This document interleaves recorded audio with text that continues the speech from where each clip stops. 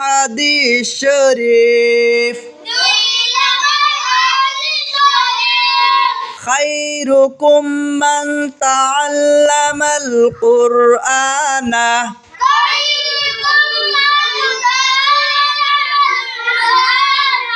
ওয়া আল্লামাহু।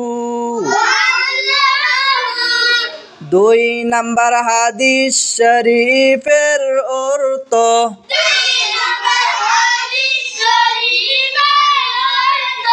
তোমাদের মধ্যে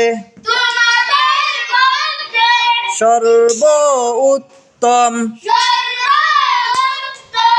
ওই ব্যক্তি